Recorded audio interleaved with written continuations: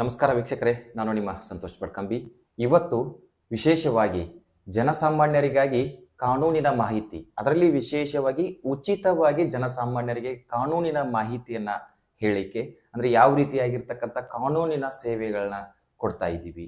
ವಿಶೇಷವಾಗಿ ಕೆಲವೊಂದಿಷ್ಟು ವರ್ಗದ ಜನರಿಗೆ ಅಂದ್ರೆ ನಾವು ಈಗ ಫೀಸ್ ಅನ್ನ ಕೊಟ್ಟು ವಕೀಲರನ್ನ ನೇಮಕ ಮಾಡ್ಕೊಳ್ಳಿಕ್ಕೆ ಆಗದೇ ಇರತಕ್ಕಂಥ ಸಂದರ್ಭದಲ್ಲಿ ಯಾವ ರೀತಿಯಾಗಿರ್ತಕ್ಕಂಥ ಕಾನೂನಿನ ಅರಿವು ಮತ್ತು ಆ ಕಾನೂನನ್ನ ಯಾವ ರೀತಿಯಾಗಿ ನಾವು ಬಳಕೆ ಮಾಡಿಕೊಳ್ಳಿಕ್ಕೆ ಸಾಧ್ಯ ಎಂಬುದರ ಕುರಿತಾಗಿ ವಿಶೇಷ ಮಾಹಿತಿಯನ್ನ ಹಂಚಿಕೊಳ್ಳಿಕ್ಕೆ ಇವತ್ತು ನಮ್ಮ ಜೊತೆಗೆ ನ್ಯಾಯವಾದಿಗಳು, ಅಷ್ಟೇ ಅಲ್ಲದೆ ಸಾಮಾಜಿಕ ಕಾರ್ಯಕರ್ತರು ಮತ್ತು ಸಂಜೀವಿನಿ ಸಾಮಾಜಿಕ ಅಭಿವೃದ್ಧಿ ಸಂಸ್ಥೆಯ ಅಧ್ಯಕ್ಷರಾದಂಥ ಶ್ರೀಮತಿ ರೇಖಾ ಮುರುಗೇಂದ್ರ ಕುಳ್ಳೋಳಿ ಮೇಡಮ್ ಅವರು ನಮ್ಮ ಜೊತೆಗಿದ್ದಾರೆ. ಅವರನ್ನ ಈ ಒಂದು ಕಾರ್ಯಕ್ರಮಕ್ಕೆ ಆತ್ಮೀಯವಾದಂಥ ಸ್ವಾಗತ ಬಯಸ್ತಾ ಇದ್ದೀನಿ. ಮೇಡಮ್ ನಮಸ್ಕಾರ. ಮೇಡಮ್, ಮೊದಲನೇದಾಗಿ ಜನಸಾಮಾನ್ಯರಿಗಾಗಿ ಉಚಿತವಾಗಿ ಕಾನೂನಿನ ಮಾಹಿತಿಯನ್ನ ತಾವು ಹೇಳ್ತೀರಿ ಅಂತ ಹೇಳ್ತಾ ಇದ್ರಿ. ಅಂದ್ರೆ ಯಾವ ರೀತಿಯಾಗಿ ಉಚಿತವಾಗಿ ಈ ಜನಸಾಮಾನ್ಯರಿಗೆ ಬೇಕಾಗಿರ್ತಕ್ಕಂಥ ಕಾನೂನಿನ ಮಾಹಿತಿಯನ್ನ ತಾವು ಹೇಳ್ತೀರಿ ಅಂತ?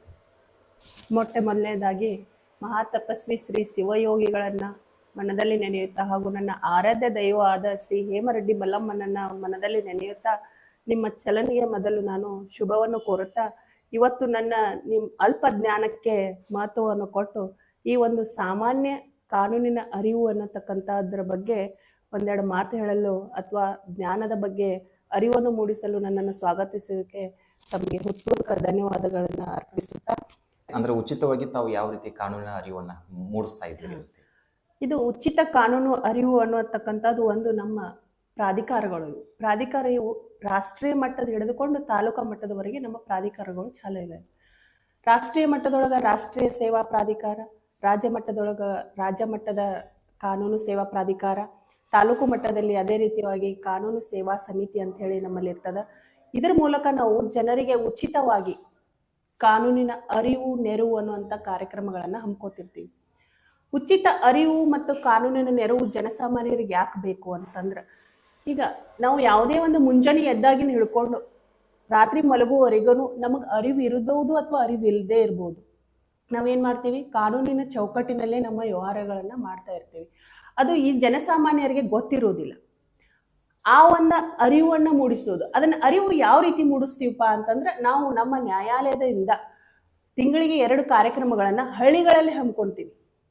ಇಲ್ಲಿ ನಮ್ಮ ಅಥಣಿ ತಾಲೂಕಿನ ಸುತ್ತಮುತ್ತಿನ ಎಲ್ಲ ಹಳ್ಳಿಗಳಲ್ಲಿ ಒಂದು ಇಂಥ ಡೇಟನ್ನು ಫಿಕ್ಸ್ ಮಾಡಿ ಕಾನೂನಿನ ಅರಿವನ್ನು ಮೂಡಿಸುವ ಸಲುವಾಗಿ ನಾವೇನು ಮಾಡ್ತೀವಿ, ಕಾರ್ಯಕ್ರಮಗಳನ್ನು ಹಮ್ಮಿಕೊತೀವಿ. ಅಲ್ಲಿ ನ್ಯಾಯಾಧೀಶರೇ ಅಧ್ಯಕ್ಷರಾಗಿರ್ತಾರ, ಇನ್ನೊಬ್ಬರು ನ್ಯಾಯಾಧೀಶರೇ ಕಾರ್ಯದರ್ಶಿಗಳಾಗಿರ್ತಾರ.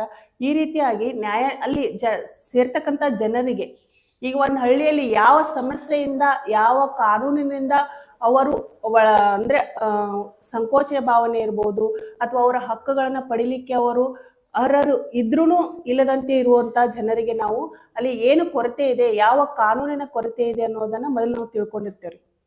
ಒಂದು ಸ್ಕೂಲ್ ಇರ್ಬೋದು, ಸ್ಕೂಲಲ್ಲಿ ಏನಾದ್ರೂ ಒಂದು ತೊಂದರೆ ಇತ್ತಂದ್ರೆ ಆ ಸ್ಕೂಲಿಗೆ ಏನು ತೊಂದರೆ ಅದ ಅದ್ರ ಬಗ್ಗೆ ನಾವು ಮೊದಲು ಮನಗಂಡು ಆಮೇಲೆ ಅಲ್ಲಿ ನಾವೇನ್ ಮಾಡ್ತೀವಿ, ಕಾರ್ಯಕ್ರಮನ ಹಮ್ಮಿಕೊಂತೀವಿ.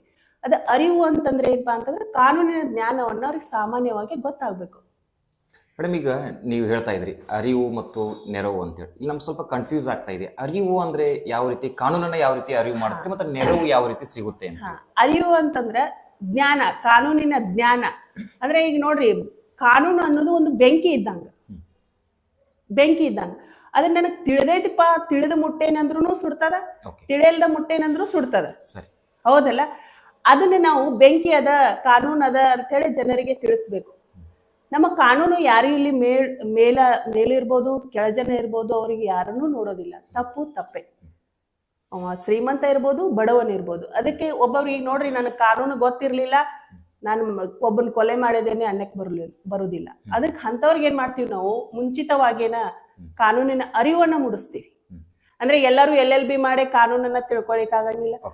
ಜನಸಾಮಾನ್ಯರು ಹೆಬ್ಬಟ್ಟೆ ಇರ್ಬೋದು, ಓದಿರ್ಬೋದು, ಇರ್ದೇ ಇರ್ದಂತ ಜನರಿಗೆ ನಾವೇನ್ ಮಾಡ್ತೀವಿ, ಕಾನೂನಿನ ಸಾಮಾನ್ಯ ಜ್ಞಾನಪ್ಪ ಅಂತಂದ್ರೆ ಏನು, ಈಗ ಒಬ್ಬ ಮನ್ಯಾಗ ಹಿರಿ ಮನುಷ್ಯ ಸತ್ತ, ಅವನು ನಿಮಗೇನ್ ಬೇಕು, ಡೆತ್ ಸರ್ಟಿಫಿಕೇಟ್ ಬೇಕು. ಅದನ್ನ ಯಾವ ರೀತಿ ತಕೋಬೇಕು, ಅಥವಾ ನಿಮ್ಮ ಒಂದು ಮಗು ಜನನವಾಯ್ತು, ಅದಕ್ಕೇನ್ ಬೇಕು? ಬರ್ತ್ ಸರ್ಟಿಫಿಕೇಟ್, ಜನನ ಪ್ರಮಾಣ ಪತ್ರ ಬೇಕು. ಅದನ್ನ ಯಾವ ರೀತಿ ತಕೋಬೇಕು? ಇದು ಸಾಮಾನ್ಯವಾದಂತ ಒಂದು ಪ್ರಕ್ರಿಯೆ.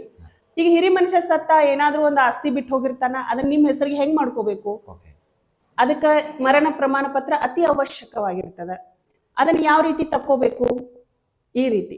ಆಮೇಲೆ ಒಂದ್ ಮಗು ಜನನವಾಯ್ತು, ಅದ್ರದ್ದು ಏನು ಜನನ ಪ್ರಮಾಣ ಪತ್ರ ಅವಶ್ಯ.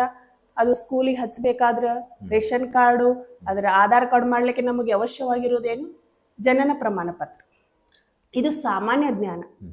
ಅವ್ರಿಗೇನು ಸೆಕ್ಷನ್ಸ್ ಎಲ್ಲ ಹೇಳಂಗಿಲ್ಲ, ಅವ್ರಿಗೆ ಆರ್ಗ್ಯುಮೆಂಟ್ ಕಲ್ಸಂಗಿಲ್ಲ. ಅಂದ್ರೆ ಯಾವುದು ನಾವು ಮಾಡಿದ್ರೆ ಇದು ಸರಿ, ಕಾನೂನಿನ ಪ್ರಕಾರ ಸರಿ, ಯಾವುದು ಮಾಡಿದ್ರೆ ಆಮೇಲೆ ಅದು ಅವ್ರಿಗೆ ಇಲ್ಲಿ ಹೋದ್ರೆ ನಮಗ್ ಜನನ ಪ್ರಮಾಣ ಪತ್ರ ಸಿಗ್ತದ, ಇಲ್ಲಿ ಹೋದ್ರೆ ಮರಣ ಪ್ರಮಾಣ ಪತ್ರ ಸಿಗ್ತದ. ಅಥವಾ ಒಂದು ಮನ್ಯಾಗ ಮಗಳದಾಳ, ಅವಳನ್ನ ಎಷ್ಟು ವಯಸ್ಸಿಗೆ ನಾವು ಮದ್ವಿ ಮಾಡ್ಬೇಕು, ಒಬ್ಬಕಿ ನಮ್ಮ ಮನಿ ಹೆಣ್ಮಗಳು ಗಂಡನ ಮನೆಯಿಂದ ಬಿಟ್ಟು ಬಂದಾಳ, ಅವಳಿಗೆ ಯಾವ ರೀತಿಯಾಗಿ ನಾವು ನ್ಯಾಯ ಕೊಡಿಸ್ಬೇಕು, ಅಥವಾ ಅವಳಿಗೆ ಇನ್ನೊಂದ್ ಮದ್ವೆ ಮಾಡ್ಬೇಕಾ, ಇವೆಲ್ಲ ಏನು ಸಾಮಾನ್ಯವಾದ ಜ್ಞಾನವನ್ನ ನಾವು ಈ ಒಂದು ಕಾರ್ಯಕ್ರಮದ ಮೂಲಕ ಅರಿವನ್ನ ಮೂಡಿಸ್ತೀವಿ. ಅಂದ್ರೆ ಪ್ರತಿಯೊಬ್ಬ ಜನಸಾಮಾನ್ಯರಿಗೆ ಬೇಸಿಕ್ ಆಗಿ ಸಾಮಾನ್ಯವಾಗಿ ಬೆಳಗ್ಗೆ ಎದ್ದ ತಕ್ಷಣ ಮಲ್ಕೊಳ್ಳೋವರೆಗೆ ಏನ್ ದಿನನಿತ್ಯ ಘಟನೆಗಳು ಆಗ್ತದೋ ಆ ಘಟನೆಗಳ ಒಳಗಡೆ ಏನಾದ್ರೂ ಇದು ಕಾನೂನಿನ ಪ್ರಕಾರ ಇದು ಸರಿ, ಇದು ಕಾನೂನಿನ ಪ್ರಕಾರ ತಪ್ಪು ಎಂಬ ಸಾಮಾನ್ಯ ಜ್ಞಾನವನ್ನ ತಾವು ಈ ಅರಿವು ಮೂಲಕ ಹೇಳ್ತಾ ಇದ್ರಿ. ಇನ್ನು ನೆರವು ಅಂತಂದ್ರೆ ಮೇಡಮ್, ನೆರವು ಅಂತಂದ್ರೆ ಈಗ ಯಾವುದೇ ಒಬ್ಬ ಪ್ರತಿಯೊಬ್ಬ ವ್ಯಕ್ತಿ ತನ್ನ ಒಂದು ಜೀವನದಲ್ಲಿ ಯಾವುದೇ ಒಂದು ಹಕ್ಕಿಗೋಸ್ಕರ ಹೋರಾಡ್ತಿರ್ತಾರೆ. ಆದ್ರೆ ಅದು ಹಕ್ಕಿಗೋಸ್ಕರ ಹೋರಾಡ್ಬೇಕಾದ್ರೆ ನಮ್ಮಲ್ಲಿ ಒಂದು ವಕೀಲರನ್ನ ನೇಮಕ ಮಾಡ್ಕೊಂಡೆ ನ್ಯಾಯಾಲಯಕ್ಕೆ ಹೋಗ್ಬೇಕನ್ನೋ ಒಂದು ಸಣ್ಣದ ಒಂದು ಸಿದ್ಧಾಂತವಿದೆ. ಈಗ ವಕೀಲರ ಕಡೆ ಹೋಗ್ಬೇಕಂತಂದ್ರ ಅವ್ರಿಗೆ ಫೀಸ್ ಕೊಡ್ಬೇಕು, ಅವ್ರನ್ನ ಭೇಟಿ ಆಗ್ಬೇಕು, ಅವ್ರು ಎಲ್ಲಿ ಸಿಗ್ತಾರ ಏನ್, ಇದು ಒಬ್ಬರಿಗೆ ಸಾಮಾನ್ಯ ವ್ಯಕ್ತಿ ಅಥವಾ ಹಳ್ಳಿಯಲ್ಲಿ ಇರ್ತಕ್ಕಂಥ ವ್ಯಕ್ತಿಗೆ ಗೊತ್ತಿರೋದಿಲ್ಲ. ಅಂತವ್ರಿಗೆ ನಾವೇನ್ ಮಾಡ್ತೀವಿ, ನಮ್ಮ ನ್ಯಾಯಾಲಯದಿಂದ ಈ ಪ್ರಾಧಿಕಾರದ ಮೂಲಕ ಒಬ್ಬ ವಕೀಲರನ್ನ ಉಚಿತವಾಗಿ ಕೊಡ್ತೀವಿ. ಅವ್ರಿಗೆ ಆ ಸಾಮಾನ್ಯವಾದ ವ್ಯಕ್ತಿ ಏನ್ ಮಾಡ್ತಾನ, ಯಾವುದೇ ಫೀಸ್ ಕೊಡೋಂಗಿಲ್ಲ, ಯಾವುದೇ ನೇರವಾಗಿ ಅವ್ರ ಆಫೀಸಿಗೆ ಹೋಗುವಂತಂದ್ರೆ ಇವ್ರು ನೇರವಾಗಿ ನ್ಯಾಯಾಲಯಕ್ಕೆ ಬರಬೇಕು. ನ್ಯಾಯಾಲಯದಲ್ಲಿ ನಮ್ಮಲ್ಲಿ ಉಚಿತ ಕಾನೂನು ಸೇವಾ ಪ್ರಾಧಿಕಾರ ಅಂತ ಒಂದು ಕೊಠಡಿ ಇದೆ. ಆ ಕೊಠಡಿ ಬಂದು ಅವನು ಒಂದು ಅಪ್ಲಿಕೇಶನ್ ಕೊಟ್ರೆ ಸಾಕು. ಆ ಅಪ್ಲಿಕೇಶನ್ ಮೂಲಕ ಅವರಿಗೆ ಉಚಿತವಾಗಿ ನಮ್ಮ ನ್ಯಾಯಾಧೀಶರು ಏನ್ ಮಾಡ್ತಾರ, ಒಬ್ಬರು ನಮ್ಮಲ್ಲಿ ಪೆನಲ್ ಅಡ್ವೊಕೇಟ್ಸ್ ಅಂತ ನಮ್ಮಲ್ಲಿ ಅಪಾಯಿಂಟ್ಮೆಂಟ್ ಆಗಿರ್ತಾರ, ಅವ್ರಿಗೆ ಏನ್ ಮಾಡ್ತಾರ, ಅರ್ಜಿಯನ್ನ ಕೊಟ್ಟು ಈ ಕೇಸನ್ನ ನೀವು ನಡೆಸ್ರಿ, ಅವ್ರಿಗೆ ಫೀಸ್ ಕೊಡ್ಲಿಕ್ಕೆ ಆಗಂಗಿಲ್ಲ ಅನ್ನೋ ಒಂದು ಸಲಹೆಯನ್ನ ಕೊಡ್ತಾರೆ. ಮೇಡಮ್, ಒಂದು ಪ್ರಶ್ನೆ, ಈಗ ನೀವು ಹೇಳಿದ್ರಿ ಅಲ್ಲಿ ಬಂದ್ರೆ ನಮಗೆ ಉಚಿತವಾಗಿ ಸಿಗುತ್ತೆ ಅಂತ ಹೇಳಿ. ಈ ಉಚಿತ ಸೇವೆ ಯಾರ್ಯಾರಿಗೆ ಸಿಗುತ್ತೆ? ಈ ಉಚಿತ ಸೇವೆ ಕೇಳಿರೋ ಪ್ರಶ್ನೆ ಬಹಳ ಇದನ್ನ ಸೂಕ್ತವಾದದ್ದು. ಇದು ಬಹಳ ಜನರಿಗೆ ಕನ್ಫ್ಯೂಸನ್ ಇದೆ. ನಾನ್ ಹೋದ್ರೆ ನನಗ್ ಸಿಗುತ್ತಾ, ನೀನ್ ಹೋದ್ರೆ ನಿನಗ್ ಸಿಗುತ್ತಾ ಅಂತ.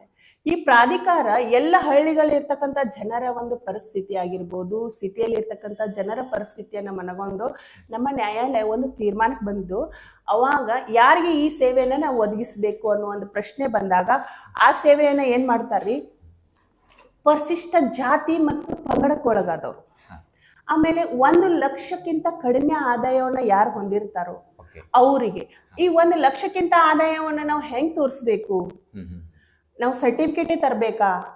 ಇದು ಒಂದು ಅಂದ್ರೆ ಈಗ ಕ್ವಶನ್ ಬರುತ್ತೆ. ಈಗ ಈಗ ಕೇಸ್ ಆತು, ಈಗ ನಾವ್ ಹೆಂಗ್ರಿ 15 ದಿವಸ ಬೇಕು ನಮಗ ಆದಾಯದ ಸರ್ಟಿಫಿಕೇಟ್ ತೆಗಿಲಿಕ್ಕೆ ಅಂತ.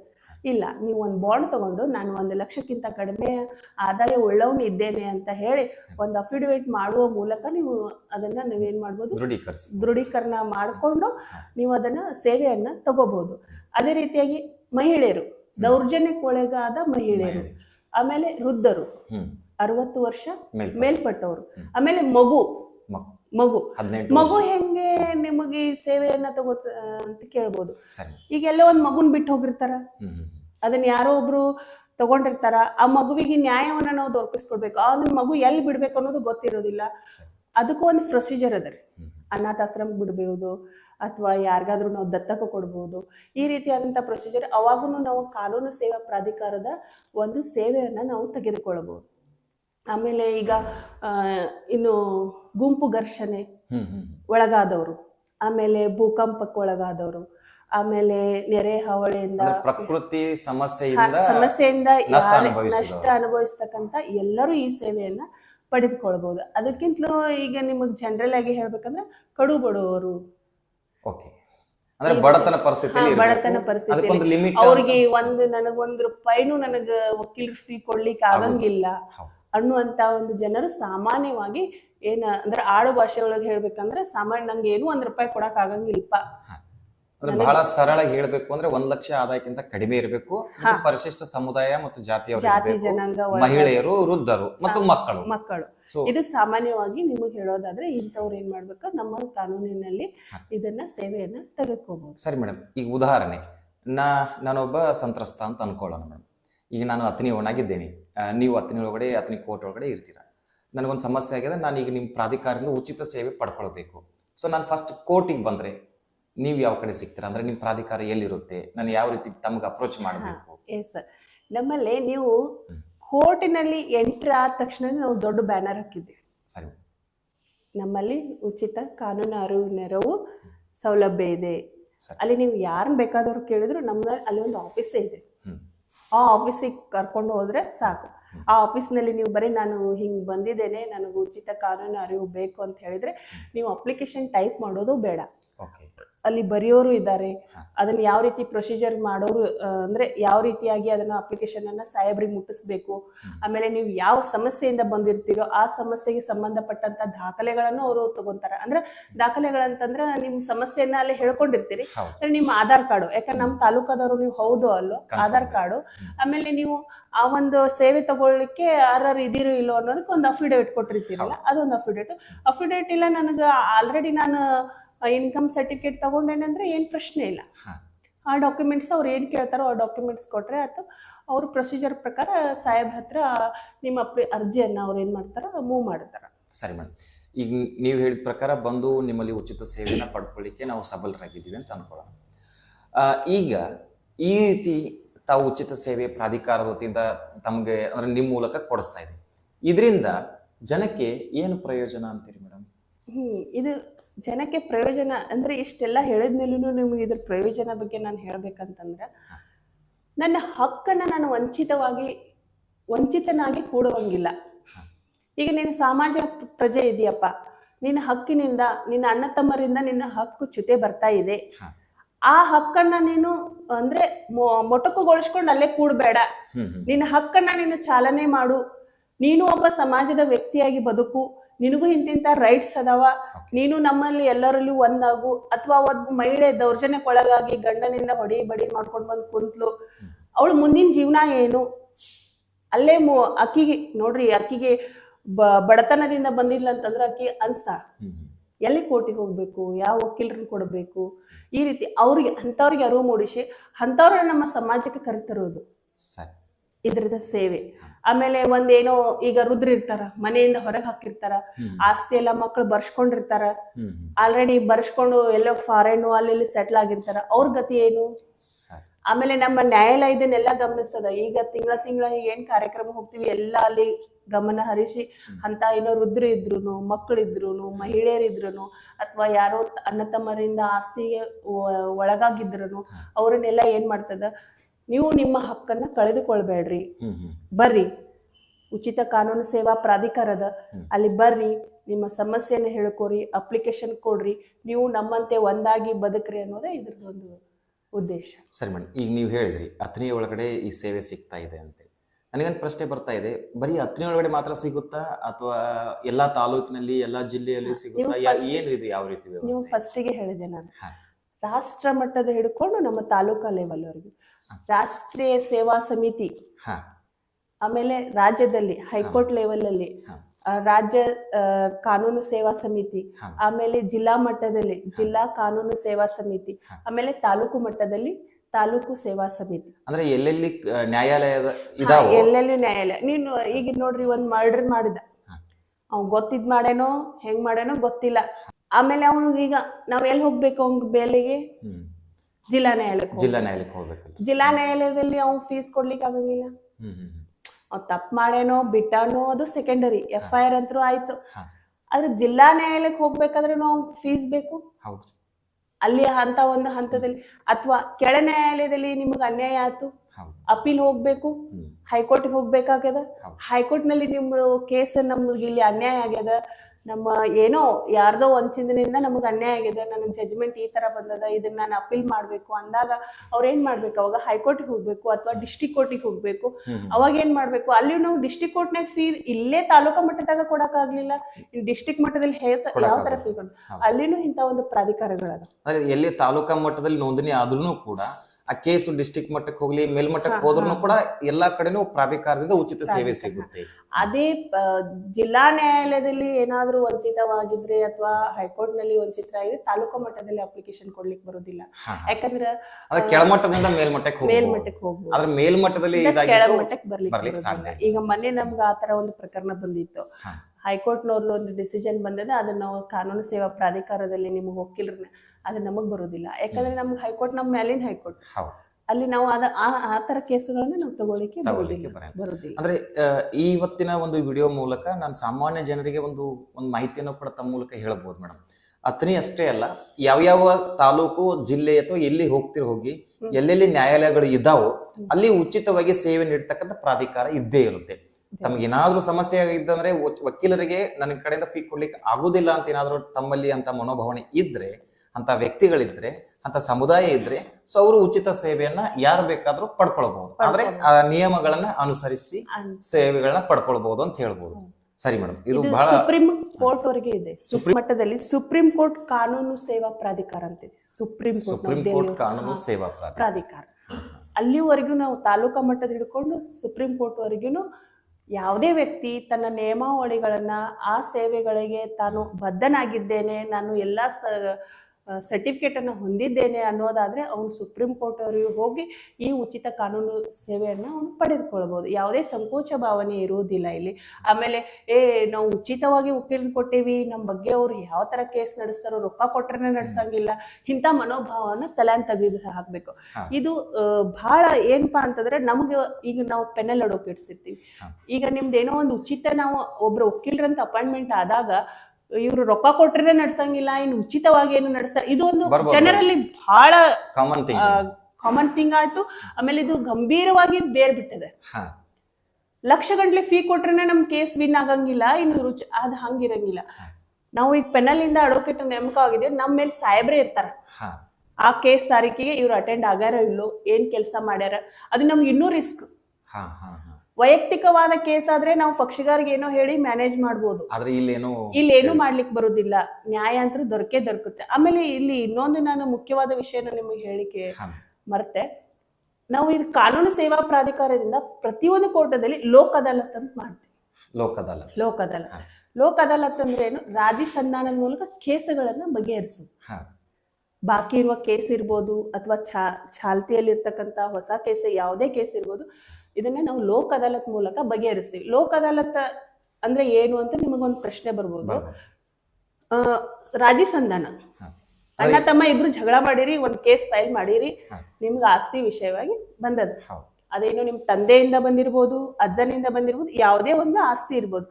ರಾಜಿ ಸಂಧಾನದಿಂದ ನೀವು ಮಾಡಿಕೊಂಡಂತ ಇತ್ಯರ್ಥ ಏನದಲ್ಲ, ಇದು ಬಹಳ ಮಹತ್ವವಾದಂತ ಒಂದು ಇತ್ಯರ್ಥ ಅಂತ ನಾನು ಹೇಳಿಕ್ ಇಷ್ಟಪಡ್ತೀನಿ. ಯಾಕಂತಂದ್ರೆ ಇದು ಯಾರಿಗೂ ಅನ್ಯಾಯ ಆಗೋದಿಲ್ಲ, ಇಬ್ರು ಗೆದ್ದಂತೆನೆ ಇದು. ಈಗ ಒಂದ್ ಕೇಸ್ ನಡೆಸಿ ಯಾರಂತೇನು ಜಜ್ಮೆಂಟ್ ಆಗ್ಬೋದು, ಯಾರಂತಾನೆ ಆಗ್ಬೋದು, ಅಲ್ಲಿ ಒಬ್ರು ಸೋಲ್ಬೋದು, ಒಬ್ರು ಗೆಲ್ಲಬಹುದು. ಆದ್ರೆ ಇದು ರಾಜಿ ಸಂಧಾನದ ಮೂಲಕ ನಾವೇನು ಕೇಸನ್ನ ಬಗೆಹರಿಸ್ತೀವಲ್ಲ, ಆದ್ರೆ ನಿಮ್ಗೊಂದ್ ಗುಂಟೆ ಹೆಚ್ಚು ಬರ್ಬೋದು, ಒಂದ್ ಗುಂಟೆ ಕಡಿಮೆ ಬರ್ಬೋದು. ಆಮೇಲೆ ಇಲ್ಲಿ ರಾಜಿ ಸಂಧಾನದಿಂದ ಮಾಡುವಂತ ಇನ್ನೊಂದು ಉಪಯೋಗ ಏನಂತಂದ್ರೆ, ಮನಸ್ತಾಪಗಳು ಒಂದೇ ಸಮನೆಯಾಗಿ ಹೋಗುತ್ತೆ. ಯಾಕಂದ್ರೆ ಈ ಸಂಧಾನ ಮಾಡ್ಕೊಂಡು ನೀವು ಕೇಸ್ ಬಗೆಹರಿಸ್ಕೊಂಡು ನಾಳೆ ನೀವು ಅಣ್ಣ ತಮ್ಮ ಆಗಿ ಕಂಟಿನ್ಯೂ ಆಗಿ ಮುಂದುವರಿಬಹುದು. ಹಂಗೆ ಕೇಸ್ ನಡೆಸಿ ಅದ ಅವರಂತೆ ವಿರುದ್ಧಾಗಿ ಅವನ ಅಪೀಲ್ ಹೋಗಿ ಹಂಗೆ ಮನಸ್ತಾಪಗಳಾಗಿ ನಾವು ಈಗ ದಿನ ಪೇಪರ್ ಅಲ್ಲಿ ಎಲ್ಲ ನ್ಯೂಸ್ ಅಲ್ಲಿ ಅವ್ರ ಕಡಿದ್ರು, ಇವ್ರು ಕಡಿದ್ರು, ಇಂತ ಒಂದು ಸಮಸ್ಯೆನ ನಾವು ತಪ್ಪಿಸಬಹುದು. ಕೋರ್ಟಿಗೆ ಅಲೆದಾಡೋದು, ಆಮೇಲೆ ಸಮಯ ಅಥವಾ ಮತ್ತೆ ನೀವು ವಕೀಲರಿಗೆ ಕೊಡುವಂತ ಫೀಸ್ ಆಗಿರ್ಬೋದು, ಸಮಯ ಆಗಿರ್ಬೋದು, ಎಲ್ಲಾನು ಉಳಿತಾಯ ಸಮಯ ಕೂಡ ಉಳಿತೈತಿ. ಆಮೇಲೆ ಕೇಸಿಗೆ ಬರ್ಡನ್ ಕಡಿಮೆ ಆಗ್ತದೆ, ಎಲ್ಲಾನು ಒಂದು ಸುಗಮವಾಗಿ ಹೋಗುವಂತದ್ದು. ಆಮೇಲೆ ನಮಗ್ ಹೆಂಗ್ರಿ ಮನಃಶಾಂತಿ ಮೊದಲು ಮುಖ್ಯ, ಅದು ಒಂದು ಸ್ಥಿರವಾಗ್ತದೆ ಅಂತ ಈ ಮೂಲಕ ನಾನು ಇಷ್ಟಪಡ್ತೀನಿ. ತಾವು ಹೇಳಿದ್ರಿ ಅತ್ರಿ ತಾಲೂಕಿನಲ್ಲಿ ಒಂದು ಉಚಿತ ಸೇವೆ ಕೊಡ್ಲಿಕ್ಕೆ ತಾವಿದ್ದೀರಿ ಅಂತೇಳಿ. ಇದಕ್ಕೊಂದು ಕಮಿಟಿ ಇರುತ್ತಾ ಅಥವಾ ನೀವು ಒಬ್ಬರೇ ಇರ್ತೀರಾ ಅಥವಾ ನಿಮ್ ಕಮಿಟಿ ಇದ್ರೆ ಎಷ್ಟು ಜನ ಇರ್ತೀರಿ? ಅದ್ರೊಳಗಡೆ ಯಾವ್ಯಾವ ವ್ಯವಸ್ಥೆ ಇದೆ ಅತ್ರಿ ಒಳಗಡೆ? ಇದು ಪ್ರಾಧಿಕಾರನ ನಮ್ಮ ಮುಂಚೆ ಹೇಳಿದಂಗೆ ಇದೊಂದು ಪ್ರಾಧಿಕಾರದೊಳಗೆ ಇದು ಹೆಂಗಿರ್ತದ ರೀ, ಪೆನಲ್ ಅಡ್ವೊಕೇಟ್ಸ್ ಅಂತೇಳಿ 10-20 ಜನರನ್ನ ವಕೀಲರನ್ನ 10-20 ಜನ ವಕೀಲರನ್ನ ನೇಮಕ ಮಾಡ್ತಾರೆ. ಇದು ಜಿಲ್ಲಾ ನ್ಯಾಯಾಲಯ ನೇಮಕ ಮಾಡ್ತದೆ ಪೆನಲ್ ಅಡ್ವೊಕೇಟ್ಸ್ ಅಂತ ಹೇಳಿ.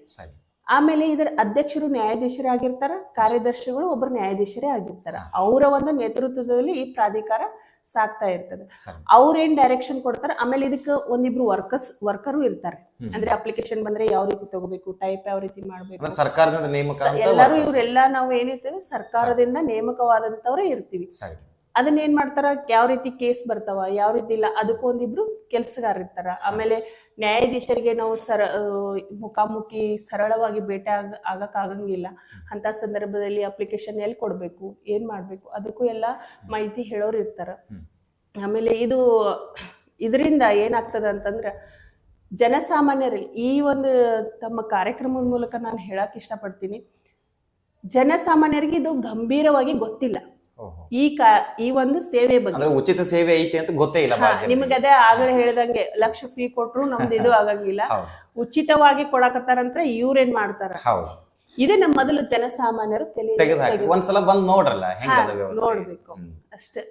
ಈ ಮೂಲಕ ಈಗ ನೀವು ಒಬ್ರು ಪ್ರಾಧಿಕಾರದಲ್ಲಿ ಇದ್ರಿ, ಮತ್ತೆ ನಿಮ್ ಜೊತೆ ಇತರ ನ್ಯಾಯವಾದಿಗಳು ಯಾರ್ಯಾರು ಇದ್ದಾರೆ? ನನ್ನ ಫ್ರೆಂಡ್ಸ್ ಎಲ್ಲ ಇದ್ದಾರ್ರಿ. ಅವರು ಶಾರದಾ ಕೋಟ್ರಮಠ ಆಗಿರ್ಬೋದು, ಕಂಕನವಾಡಿ ಪಾಟೀಲ್, ಈ ತರ ಒಂದಿಷ್ಟು ಜನ, ಸುಮಾರು ಒಂದು 10 ಜನ. ನಾವೀಗ ನಿಮಗ ಹೇಳ್ಬೇಕಂದ್ರೆ ನಾವೀಗ 7 ಜನ ಇದೀವಿ. 7 ಜನ ಕಾಗವಾಡ ಸಿಕ್ಟಾಗ. ಅಂದ್ರೆ ಕಾಗವಾಡ ನ್ಯಾಯಾಲಯ ಪ್ರಾರಂಭ ಆಗೋಕ್ಕಿಂತ ಮುಂಚೆ ನಾವು 12 ಜನ ಇದ್ವಿ. ಈಗ ಅಲ್ಲಿ ಆದ ಕೂಡಲೇ ಕಾಗವಾಡ ಒಂದು ವ್ಯಾಪ್ತಿಯಲ್ಲಿ ಬರ್ತಕ್ಕಂಥವ್ರನ್ನ ಅಲ್ಲಿ ಶಿಫ್ಟ್ ಮಾಡೋಣ. ನಾವೀಗ ಸದ್ಯಕ್ಕೆ 7 ಜನ ಇಲ್ಲಿ ಇದ್ದೀವಿ. ಒಂದಂತೂ ಕನ್ಫರ್ಮ್ ಮೇಡಮ್, ನಮಗೆ ವಕೀಲರ ಫೀಯನ್ನ ಬರ್ಸ್ಲಿಕ್ಕೆ ಆಗುದಿಲ್ಲ ಅಂತ ವ್ಯವಸ್ಥೆ ಒಳಗಡೆ ಯಾರು ಇರ್ತಾರೋ ಅವ್ರಿಗೆ ಇದೊಂದು ಕೈ ಹಿಡಿದು ಮೇಲೆ ಎತ್ತಕ್ಕಂತ ವ್ಯವಸ್ಥೆ. ಅಂದ್ರೆ ಅವ್ರನ್ನ ಸದೃಢವಾಗಿ ನಾವ್ ಇದೀವಿ, ಬನ್ನಿ ನಿಮ್ ಪರವಾಗಿ ಕೇಸ್ ಅದನ್ನ ನಿಮ್ಗೆ ನ್ಯಾಯ ದೊರಕಿಸ್ಕೊಡ್ಲಿಕ್ಕೆ ನಾವಿದೀವಿ. ಆಮೇಲೆ ನಮಗೆ ಎಷ್ಟರ ಮಟ್ಟಿಗೆ ನಾವು ಕೆಲಸ ಮಾಡ್ಬೋದು ಅಂತಂದ್ರ, ಸಾರ್ವಜನಿಕ ಸಂಸ್ಥೆಗಳಲ್ಲಿಯೂ ಏನಾದ್ರೂ ಅನ್ಯಾಯವಾಗ್ತಿದ್ರಂದ್ರ ಅದನ್ನ ನಾವು ಡೈರೆಕ್ಟ್ ಸ್ಟೇಷನ್ ಬೇಡ ಸಾಹೇಬ್ರಿಗೆ ಅರ್ಜಿ ಸಲ್ಲಿಸುವ ಮೂಲಕ ಈ ಅನ್ಯಾಯದ ಬಗ್ಗೆ ತಿಳಿಸಬಹುದು. ವಿಶೇಷವಾದಂತ ಒಂದು ಅಧಿಕಾರ. ಅಂದ್ರೆ ಯಾರಿಗೂ ಅನ್ಯಾಯ ಆಗ್ಬಾರ್ದು. ನಾವು ಕೂಡ ಈಗ ನನಗೊಂದೇನೋ ಅನ್ಯಾಯ ಕಂಡು ಬಂತು, ನಾನು ಸರಳವಾಗಿ ಇದು ಕಾನೂನು ಸೇವಾ ಪ್ರಾಧಿಕಾರಕ್ಕೆ ಒಂದು ಅರ್ಜಿ ಬರಿಬಹುದು, ಇಲ್ಲಿ ಇಂತ ಅನ್ಯಾಯ ನಡೀತಾ ಇದೆ, ಅದನ್ನ ನೇರವಾಗಿ ನೀವು ಪರಿಶೀಲಿಸಿ ಇದು ಒಂದು ಸ್ವತಃ ನಾನು ಕೇಸ್ ಮಾಡಿದ್ದೀನಿ ಮಲಾಬದಿ ಒಳಗ. ಈಗಾಗ್ಲೇ ನಿಮ್ ನಾಲೆಜ್ ಇರ್ಬೋದು, ನಿಮ್ಗೊಂದ್ಸರಿ ನಾನು ಕಾಲ್ ಮಾಡಿದ್ದೆ. ಅದು ಕೋಳಿ ಫಾರ್ಮ್ಗಳು ಜನಸಾಮಾನ್ಯರಿಗೆ. ಅದನ್ನ ನಮ್ಮ ಬಿಸಿ ರೊಟ್ಟಿ ಅಂತ ಹೇಳಿ ಒಬ್ರು ಸಾಹೇಬ್ರು ಇದ್ರು, ಅವ್ರು ಇಷ್ಟು ಚಂದ ಅದನ್ನ ನಿಭಾಯಿಸಿದ್ರು ಅಂತಂದ್ರೆ ಅದನ್ನ ಏನು ಮಾಡ್ಲಿಲ್ಲ. ನನ್ನ ಜನಸಾಮಾನ್ಯರು ಒಂದು 10-15 ಜನಸಾಮಾನ್ಯರು ನನ್ನ ಕಡೆ ಬಂದ್ರು, ಮೇಡಮ್ ನಮ್ಮ ಊರೊಳಗೆ ಈ ತರ ತೊಂದರೆ ಆಗ್ತಾ ಇದೆ ಅಂತ. ನಾನು ನೇರವಾಗಿ ಸಾಹೇಬ್ರ ಚೇಂಬರ್ಗೆ ಕರ್ಕೊಂಡು ಹೋಗಿ ಬೆಟ್ ಮಾಡಿಸಿದೆ ಅವ್ರಿಗೆ. ಸರ ಮತ್ತೆ ಇವ್ರಿಗೆ ಕೋಳಿ ಫಾರ್ಮ್ಗಳು ಹೆಜ್ಜೆಗೂ ಕೋಳಿ ಫಾರ್ಮ್ ಅದಾವ, ಅದರ ನಿಯಮಾವಳಿಗಳು ಏನೂ ಇಲ್ಲ. ಅಂದ್ರೆ ಇಷ್ಟು ಕಿಲೋಮೀಟರ್ಗೊಂದು ಕೋಳಿ ಫಾರ್ಮ್ ಇರ್ಬೇಕು, ಅದ್ರ ವ್ಯವಸ್ಥಿತ ಇರ್ಬೇಕು, ಈ ತರ ಅದು ಒಂದು ನಿಯಮಾವಳಿಗಳನ್ನ ಮೀರಿ ಇವ್ರ ಕೋಳಿ ಫಾರ್ಮ್ ಮಾಡಿರೋದ್ರಿಂದ ಈ ರೀತಿ ಆಗಿದೆ ಅಂತ ಹೇಳಿ ಅರ್ಜಿ ಸಲ್ಲಿಸಿದ್ವಿ. ಮೇಡಮ್ ಅರ್ಜಿ ಬರ್ದು ಕೊಡ್ರಿ, ನಾನು ಅದ್ರ ಬಗ್ಗೆ ಪರಿಶೀಲನೆ ಮಾಡ್ತೀನಿ ಅಂದ್ರು. ಅರ್ಜಿ ಬರ್ದು ಕೊಟ್ಟ ವಿದಿನ್ 2 days ಒಳಗ ಎಲ್ಲಾ ಹೆಲ್ತ್ ಡಿಪಾರ್ಟ್ಮೆಂಟ್ಗೆ ಸ್ವತಃ ಸಾಹೇಬ್ರೆ ಫೋನ್ ಮಾಡಿ ಹೇಳಿದ್ರು. ಅಲ್ಲಿ ಎಲ್ಲಾ ಹೆಲ್ತ್ ಡಿಪಾರ್ಟ್ಮೆಂಟ್ ಅವರು ಎಲ್ಲಾ ಅಲ್ಲಿ ಮಹಿಳೆಯರಿಗೆ ಮಕ್ಕಳರಿಗೆ ಚೆಕ್ಅಪ್ ಮಾಡುವಂತ ಕ್ಯಾಂಪ್ಗಳನ್ನ ಹಾಕಿದ್ರು. ನೆಕ್ಸ್ಟ್ ಅಲ್ಲಿ ಸಮಸ್ಯೆ ಇದೆ ಅಂತ ಗುರುತಿಸ್ಕೊಂಡು ಕೋಳಿ ಫಾರ್ಮ್ಗಳನ್ನ ತೆಗಿಸ್ಬಿಟ್ರು. ಈಗ ಅವರು ಅಗದಿ ಆರಾಮಾಗಿ ಈ ತರ ಒಂದು ಸಮಸ್ಯೆಗಳು ಸಾರ್ವಜನಿಕರ ಏನಾ ಸಮಸ್ಯೆಗಳಿದ್ರು ನೇರವಾಗಿ ನಮ್ಮ ಕಾನೂನು ಸೇವಾ ಪ್ರಾಧಿಕಾರದಿಂದ ಅವರು.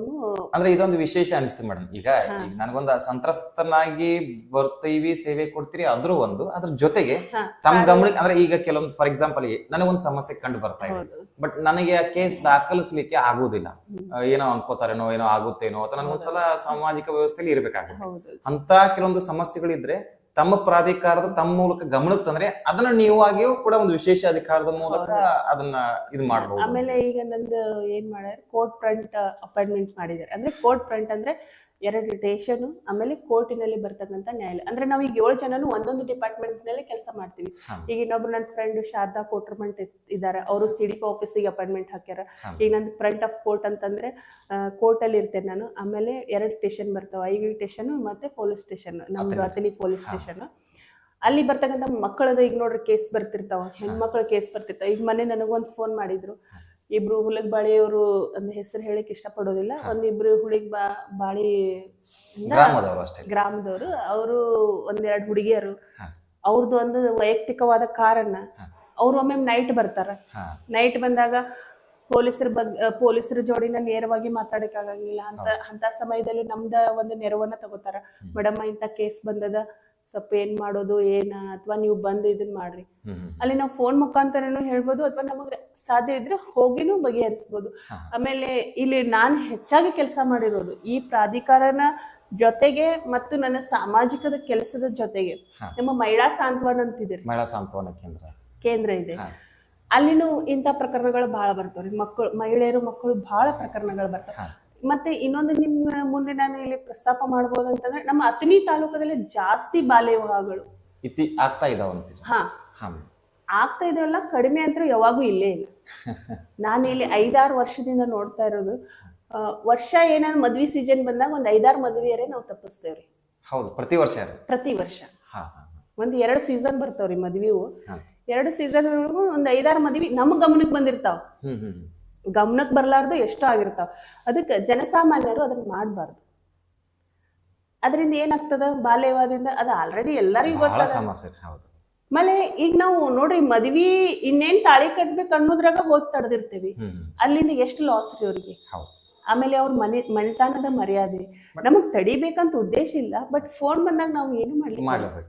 ಈಗ ಆಲ್ರೆಡಿ ಮದುವೆ ಆಗಿತ್ತು, ಬಾಲ್ಯ ವಿವಾದ ಅಂತೇಳಿ ಗೊತ್ತಾಯ್ತು ಅಂದ್ರೆ ಯಾವಾಗ ಏನ್ ಮಾಡ್ತೀರಿ? ಅದು ಬಹಳ ನಿಮ್ದು ಅದ್ಭುತವಾದ ಒಂದು ಪ್ರಶ್ನೆ. ಯಾಕಂದ್ರೆ ನಾನೀಗ ಎಷ್ಟೋ ಸರಿ ಈ ಸಮಸ್ಯೆಗೆ ಸಿಲುಕಾಕೊಂಡಾಗಂತ ಒಂದು ಬಗೆಹರಿಸಿದ್ವಿ. ಏನಿಲ್ಲ, ಆಕೆ 18 ವರ್ಷಕ್ಕಿಂತ ಒಳಗಿದ್ಲು, ಆಲ್ರೆಡಿ ಮದುವೆ ಆಗಿ ತಾಳಿ ಕಟ್ಟಿ ಮುಗಿದಿತ್ತು. ಆಮೇಲೆ ನಮ್ ಗಮನಕ್ಕೆ ಬಂತು, ಅಥವಾ ನಾವ್ ಅಲ್ಲಿ ಹೋಗುದ್ರಾಗ ಮದ್ವಿನ ಮುಗಿದಿತ್ತು. ಯಾಕಂದ್ರೆ ನಮ್ ಜನ ಅಷ್ಟ್ ಫಾಸ್ಟ್ ಇದ್ದಾರ್ರಿ. ಹೇಳಿ ತಿಳಿಸ್ಯಾರದ ಕೂಡಲೇ ಏನ್ ಬರ್ತಾರಂತ ಗೊತ್ತಿದ್ರು ಮದ್ವಿ ಮಾಡಿಸುವಂತ ಜನ ಇದ್ದಾರೆ. ಇಂಥ ಸಮಯ ಬಂದಾಗ ಏನ್ ಮಾಡ್ತೀವಿ, ನಮ್ಮಲ್ಲಿ ಮಹಿಳಾ ಸ್ವಾಧಾರ ಅಂತ ಕೇಂದ್ರಗಳದಾವ. ಅಲ್ಲಿ ಹೋದ ಅವ್ರನ್ನ ಏಜ್ ಆಗುವವರೆಗೂ ಅಲ್ಲಿ ಇಟ್ಬಿಡ್ತೀವಿ. ಏಜ್ ಆದ ನಂತರ ಮೇಡಮ್ ಏಜ್ ಆದ ನಂತರ ಅವಳ ಇಚ್ಛಾ, ಅವಳ ಇಚ್ಛಾ, ಆಕಿ ಗಂಡ ಮನೆಗೆ ಹೋಗ್ತಾನಂತಾಳೋ, ಪೇರೆಂಟ್ಸ್ ಕಡೆ ಹೋಗ್ತಾನಂತಾಳೋ, ಅಥವಾ ಆಕಿ ಏನ್ ಕೆಲಸ ಮಾಡ್ತಾನಂತಾಳೋ, ಎಜುಕೇಶನ್ ಮಾಡ್ತಂತಾಳೋ, ಅವಳ ಒಂದು ವಿವೇಚನೆಗೆ ಬಿಟ್ಟಂತದ್ದು. ಈಗ ನೀವು ವಿಶೇಷ ಅಧಿಕಾರಿ ಇದೆ ಅಂತ ಕೂಡ ಹೇಳಿದ್ರಿ. ನಾನೊಂದು ಸಾಮಾನ್ಯ ಪ್ರಶ್ನೆ, PIL ತಾವು ದಾಖಲಿಸಬಹುದು? ಮಾಡ್ಬೋದು, ಅವಶ್ಯವಾಗಿ ಮಾಡ್ಬೋದು. PIL ಯಾವುದೇ ಸಾರ್ವಜನಿಕ ಸಮಸ್ಯೆ ಇರ್ಬೋದು, ಏನೇ ಇರ್ಬೋದು, ನಾವು PIL ನ ಡೈರೆಕ್ಟ್ ಆಗಿ ಮಾಡ್ಬೋದು. ಅಂದ್ರೆ ಈ ಮೂಲಕ ಕೆಲವೊಂದಿಷ್ಟು ಜನ ಹೋರಾಟಗಾರರಿಗೆ ನಾನೊಂದು ವಿನಂತಿಯನ್ನು ಕೂಡ ಮಾಡ್ತೀನಿ. ಕೆಲವೊಂದಿಷ್ಟು ಜ್ವಲಂತ ಸಮಸ್ಯೆಗಳು ಸಾಮಾಜಿಕ ವ್ಯವಸ್ಥೆಯಲ್ಲಿ ಇರ್ತದೆ, PIL ದಾಖಲಿಸಬೇಕು ಅಂತ ಅನ್ಕೊಂಡಿರ್ತೀರಿ, ಬಟ್ ಆಗ್ತಾ ಇರಲ್ಲ. ವಿಶೇಷವಾಗಿ ಅಥಣಿ ಜಿಲ್ಲಾ ಕೋರ್ಟ್ ಆಗಿರೋದ್ರಿಂದನೂ ಕೂಡ ನಿಮಗೆ ಪ್ರಾಧಿಕಾರದ ಮೂಲಕ ಉಚಿತವಾಗಿನೂ ಕೂಡ PIL ಮಾಡಬಹುದು. ಸರಿ ಮೇಡಮ್, ಬಹಳ ಖುಷಿಯ ವಿಚಾರ. ನನಗೆ ಇನ್ನೊಂದು ಬರ್ತಾ ಇರೋದು ಜನತಾ ನ್ಯಾಯಾಲಯ ಅಂತ ಹೇಳಿ. ಲೋಕ್ ಅದಾಲತ್, ಲೋಕ್ ಅದಾಲತ್ಗೆ ನಾವು ಜನತಾ ನ್ಯಾಯಾಲಯ ಅಂದ್ರೆ ನಮ್ಗೆ ಅದಕ್ಕೆ ಕನ್ಫ್ಯೂಸ್ ಆಗ್ತಾ ಇತ್ತು. ಲೋಕ್ ಅದಾಲತ್ ಒಳಗಡೆ ನೀವೇನ್ ಮಾಡ್ತೀರಾ, ರಾಜ್ಯ ಸಂಧಾನ ಮಾಡ್ತೀರಾ, ಅಂದ್ರೆ ಜನತಾ ನ್ಯಾಯಾಲಯ ಮತ್ತು ಲೋಕ್ ಅದಾಲತ್ ಎರಡೂನು ಒಂದೇ? ಒಂದೇ. ಹೆಂಗಂದ್ರ ಇದಕ್ಕೆ ಜನತಾ ನ್ಯಾಯಾಲಯ ಅಂತ ಯಾಕಂತೀವಿ, ನೀವು ಈಗ ಯಾವಾಗಾದ್ರೂ ನೀವು ಕೋರ್ಟಿಗೆ ಬಂದು ನೋಡಿರ್ಬೋದು, ನಮ್ ನ್ಯಾಯಾಧೀಶರು ಮ್ಯಾಲ್ ಕುಂತಿರ್ತಾರೆ, ನಾವೆಲ್ಲ ಕೆಳಗಿರ್ತೀವಿ. ಅವಾಗ ಪಕ್ಷಿಗಾರ ಬಂದು ಅಲ್ಲಿ ನಿಂದಿರ್ಬೇಕು, ಇಲ್ಲಿ ನಿಂದಿರ್ಬೇಕು, ಆರೋಪಿಯಲ್ಲಿ ನಿಂದಿರ್ಬೇಕು. ಈ ತರ ಒಂದು ನಮ್ಮ ನ್ಯಾಯಾಲಯದ ವ್ಯವಸ್ಥೆ ಇದೆ. ಬಟ್ ಜನತಾ ನ್ಯಾಯಾಲಯ ಅಂತಂದ್ರ ನಮ್ ಸಾಹೇಬ್ರು ನಮ್ ಜೊತೆನೆ ಕೂಡ್ತಾರ ಕೆಳಗ್ ಬಂದು. ಅವ್ರಂತರ ಫ್ರೆಂಡ್ಲಿ ಇರ್ತಾರ, ಸಾಹೇಬ್ರು ಅನ್ನೋದು ಇರುದಿಲ್ಲ. ಅಂದ್ರೆ ಅವ್ರು ಒಂದು ಸೂಕ್ತವಾದ ಒಂದು ಪ್ರೊಸೀಜರ್ ಅನ್ನ ಫಾಲೋ ಅಪ್ ಮಾಡಿ, ತಿಳುವಳಿಕೆ. ಈಗ ಯಾರೋ ಇಬ್ರು ಗಂಡ ಹೆಂಡತಿ ಜಗಳಾಡಿ ಬಂದಿರ್ತಾರ, ಒಂದು ಸಣ್ಣ ಕಾರಣ ಇರ್ತದ, ಅವರಿಗೆ ಮನಮುಟ್ಟುವಂತೆ ತಮ್ಮ ಪರಿಸ್ಥಿತಿಯನ್ನ ಮನಮುಟ್ಟುವಂತೆ ಹೇಳಿ, ಒಂದು ಫ್ರೆಂಡ್ ತರ ಹೇಳಿ, ಜನಸಾಮಾನ್ಯರ ತರ ಹೇಳಿ, ಅವರ ಜೀವನದ ಎಲ್ಲಾ, ಅಂದ್ರ ಅವ್ರಿಗೆ ನೋಡ್ರಿ ದಿನಾ ಇಂಥ ಕೇಸ್ಗಳನ್ನ ನೋಡ್ತಿರ್ತಾರ. ಆ ಕೇಸ್ಗಳ ಅನುಭವವನ್ನ ಅವ್ರಿಗೆ ತಿಳಿಸಿ, ಅವ್ರಿಗೆ ಜೀವನನ್ನ ಅರಿವು ಮೂಡಿಸಿ ಒಂದು ಮಾಡುವಂತ ಕೆಲಸ ಮಾಡ್ತಾರ. ಇದು ಆಮೇಲೆ ಅಣ್ಣ ತಮ್ಮ ಜಗಳಾಡಿ ಮಾಡಿರ್ತಾರ, ತಂದೆ ತಾಯಿ ಜಗಳಾಡಿ, ಈ ತರ ಎಲ್ಲ ಅವ್ರಿಗೆ ಸಾಮಾನ್ಯ ವ್ಯಕ್ತಿಯಾಗಿ ನಮ್ಮಲ್ಲಿ ಒಂದಾಗಿ ಕುಳಿತು ನ್ಯಾಯವನ್ನ ಬಗೆಹರಿಸ್ತಾರೆ. ಇದೊಂದು ಜನತಾ ನ್ಯಾಯಾಲಯ ಅಂತ. ಅಂದ್ರೆ ಲೋಕ್ ಅದಾಲತ್ ಮತ್ತು ಜನತಾ ನ್ಯಾಯಾಲಯ ಎರಡೂ ಒಂದೇ? ಮೇಡಮ್, ಈಗ ನಿಮ್ಮ ಒಂದು ಅನುಭವದ ಪ್ರಶ್ನೆನ ಕೇಳ್ಬೇಕಂತೀನಿ. ಪ್ರಾಧಿಕಾರಕ್ಕೆ ನೇಮಕ ಆದ್ರಿ, ಒಂದಿಷ್ಟು ಕೇಸ್ಗಳನ್ನ ಆಲ್ರೆಡಿ ತಾವು ಮಾಡಿರ್ಬೋದು. ಇದ್ರೊಳಗಡೆ ನಾನು ಇಂಥ ಕೆಲಸ ಅಂದ್ರೆ ಈ ಒಂದು ಕೇಸನ್ನ ನಾನು ಸಾಲ್ವ್ ಮಾಡಿದೆಪ್ಪ, ನನಗೆ ಬಹಳ ಖುಷಿ ಕೊಟ್ಟು, ಅಂತೇಳಿ ಯಾವ್ದಾದ್ರು ಒಂದು ಕೇಸ್ ನಾನು ಅಪಾಯಿಂಟ್ಮೆಂಟ್ ಆದ 15 ದಿವಸದೊಳಗೆ ನನಗೊಂದು ಕೇಸ್ ಬಂತು. ನಾನು ಅದನ್ನ ಹೆಸರು ಹೇಳಿಕ್ ಇಷ್ಟ ಪಡೋದಿಲ್ಲ ಈ ವಿಡಿಯೋ ಮೂಲಕ. ನೇಚರ್ ಆಫ್ ಕೇಸ್ ಹೇಳಿಬಿಟ್ಟು ನೇಚರ್ ಆಫ್ ಕೇಸ್ ಹೇಳ್ತೀನಿ. ಅವರು ದೊಡ್ಡ ಮನಿತನದ ಸೊಸೆ, ನಮ್ಮ ಅಥಣಿ ತಾಲೂಕಾದಾಗ ದೊಡ್ಡ ಮನಿತನದ ಸೊಸೆ. ಅವಳು ಹೆಂಗಂತಂದ್ರ ಅವ್ ಹುಡುಗ ಏನ್ ಮಾಡಿದಾನ, ಆಕಿ ಗಂಡ ಮನ್ಯಾಗ ಗೊತ್ತಿಲ್ದ ಆಕಿನ್ ಮದ್ವೆ ಆಗ್ಯಾನ, ಮದ್ವೆ ಆಗಿ ಸಂಸಾರ ಮಾಡ್ಯಾನ, 2 ಮಕ್ಕಳ ಬಿಟ್ಟಾನ. ನಮ್ಮ ಅಥಣಿ ತಾಲೂಕಿನಲ್ಲೇ ಪ್ರತಿಷ್ಠವಾದ ಮನಿತನ. ಅಂತ ಒಂದು ಹೆಣ್ಮಗಳು. ಆಮೇಲೆ ಮನೆಯವರ ಒತ್ತಾಯದಿಂದ ಅಕ್ಕನ ಮಗಳನ್ನು ಮದ್ವೆ ಆಗಿದ್ದ. ಅವಳನ್ನು ಆ ಮನೆಯೊಳಗ ಇದ್ದ, 2 ಕಡೆ ಮ್ಯಾನೇಜ್ ಮಾಡ್ತಿದ್ದ. ಆದ್ರೆ ಅವನು ಹೆಂಗಂದ್ರ ಅವನು ದುರಾದೃಷ್ಟ ಏನ್ ಮಾಡಿದ, ಕರೋನಾ ಟೈಮ್ನಾಗ ತೀರ್ಕೊಂಡ್ಬಿಟ್ಟ. 2 ಹೆಣ್ಮಕ್ಳು ಅಲ್ಲೇ ಇದನ್ನ ಸಫರ್ ಆದ್ರು. ಆದ್ರ ಸಾಕಷ್ಟು ಆಸ್ತಿ ಹೊಂದಿದಂತ ವ್ಯಕ್ತಿ. ಇವಳಿಗೂ ಆಸ್ತಿ ಮಾಡ್ಯಾನೋ ಇಲ್ಲೋ ನಮಗ ಅದಷ್ಟು ಗೊತ್ತಿರ್ಲಿಲ್ಲ. ಆದ್ರೆ ನಮ್ಮಲ್ಲಿ ನಾವು 600 ಜನ ವಕೀಲರಿದೇವ್ರಿ ನಮ್ಮ ಅಥಣಿ ತಾಲೂಕದ. ಆ ಹೆಣ್ಮಗಳು ಮಹಿಳಾ ಸಾಂತ್ವನು, ಆಮೇಲೆ ಬೆಳಗಾವ್ ಎಲ್ಲಾ ಅಡ್ಡಾಡಿ ಬಂದ್ರು. ಅಕ್ಕಿ ಕೇಸ್ ಯಾರು ಫೈಲ್ ಮಾಡಿರ್ಲಿಲ್ಲ.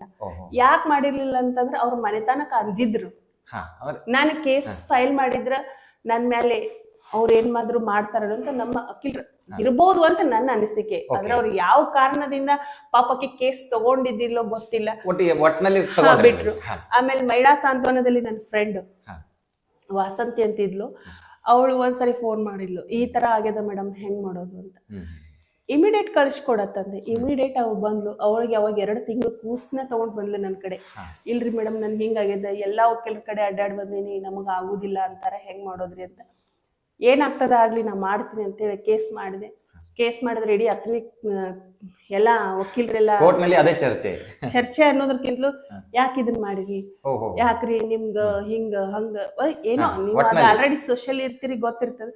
ಸರ್ ಏನಾಗ್ತದ, ನಾ ನ್ಯಾಯಾಲಯದ ಮುಂದೆ ಹೋಗೇನಿ, ನ್ಯಾಯಾಧೀಶರು ಏನ್ ತೀರ್ಮಾನ ಕೊಡ್ತಾರ ಅಂತ ಹೇಳಿ ಆ ಕೇಸ್ ಆರ್ಗ್ಯುಮೆಂಟು ಮಾಡಿದೆ. ನಂಬರು ಬಿತ್ತು, ಎಲ್ಲಾ ಬಿತ್ತು.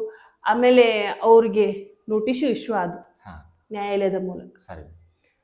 ನೋಟಿಸ್ ಇಶ್ಯೂ ಆದ 1-2 ದಿನದೊಳಗೆ ಕಾಂಪ್ರಮೈಸ್ ಆಯ್ತು ಕೇಸ್. ಅಂದ್ರೆ ಮುಂದುವರ್ಸೋದು ಬೇಡ, ಅವ್ರು ತಾವಾಗೆ ಅವಳ ಜೊತೆ ಕಾಂಪ್ರಮೈಸ್ ಆದ್ರು. ಅವಳಿಗೆ ಸಾಕಷ್ಟು ಆಸ್ತಿ ಕೊಟ್ರು. ಇದೊಂದು ಬಹಳ ನನಗ ಮನ ಮುಟ್ಟುವಂತದ್ದು. ಆಮೇಲೆ ಈ ಒಂದು ಕೇಸ್ ನಿಂದ ನನಗೆ ಬಹಳ ಖುಷಿನೂ ಆಗಿದೆ.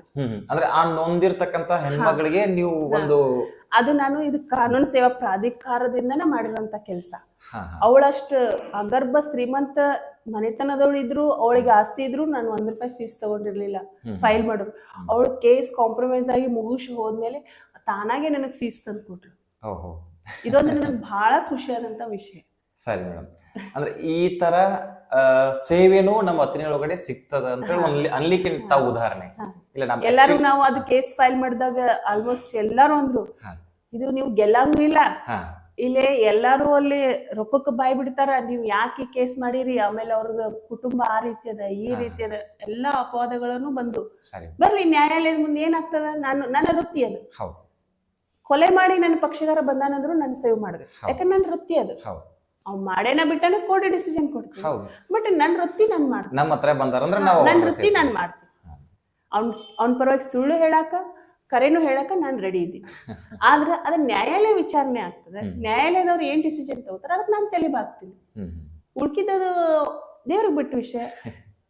ಈಗ ನಾವು ಒಬ್ಬ ಪಕ್ಷಗಾರನಿಂದ ನಾವು ಅಣ್ಣ ಉಣ್ತೇವೆ ಅಂತಂದ್ರೆ ಅವ್ನು ಏನೇ ಮಾಡಿರ್ಲಿ, ಅವನ ಪರವಾಗಿ ನಾವ್ ಏನದ ಅದನ್ನ ಹೇಳ್ತೇವೆ ಅಷ್ಟ.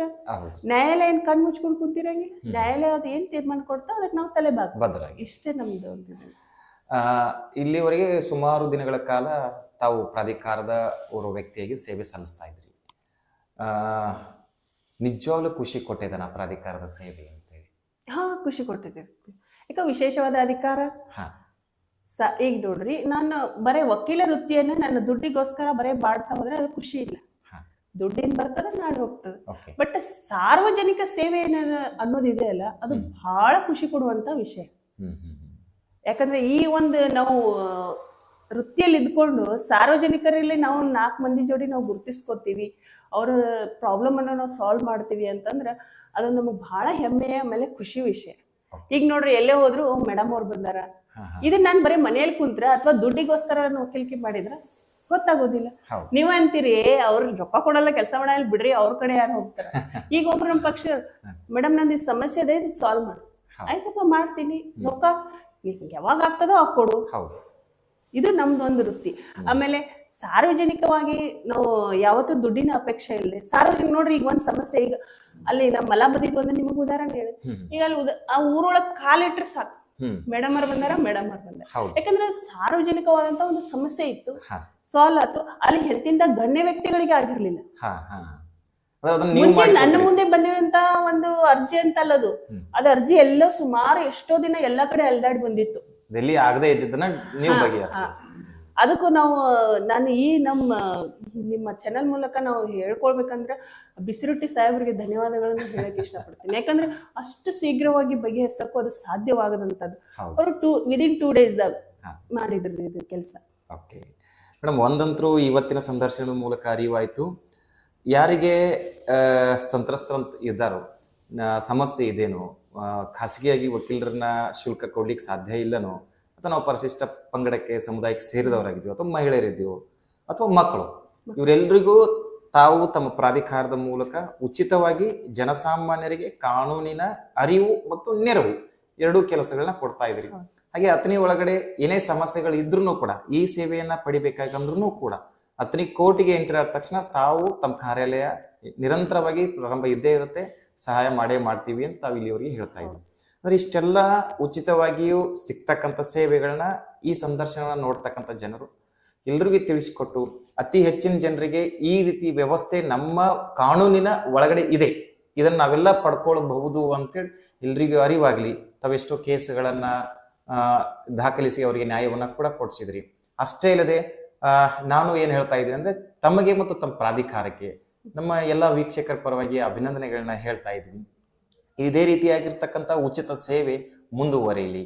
ಅತನಿ ಒಳಗಡೆ ತಾವು ಸಲ್ಲಿಸ್ತಾ ಇದ್ರಿ, ಮುಂದೆ ಜಿಲ್ಲಾ ಮಟ್ಟಕ್ಕೆ, ರಾಜ್ಯ ಮಟ್ಟಕ್ಕೆ, ಒಟ್ಟಿನಲ್ಲಿ ಏನಪ್ಪಾ ಅಂದ್ರೆ ರೇಖಾ ಮೇಡಮ್ ಅವ್ರ ಅಂದ ತಕ್ಷಣ ಈ ಮಟ್ಟಕ್ಕೆ ಹೋಗಿದ್ದಾರೋ ಅಂತೇಳಿ ನಮಗೂ ಕೂಡ ಖುಷಿ ಪಡ್ತಕ್ಕಂಥ ಉನ್ನತ ಹಂತಕ್ಕೆ ತಾವು ತಲುಪ್ರಿ ಅಂತ ಹೇಳಿ ನಾವು ಈ ಸಂದರ್ಶನವನ್ನ ಇಲ್ಲಿಗೆ ಮುಕ್ತಾಯ ಮಾಡ್ತಾ ಇದೀವಿ.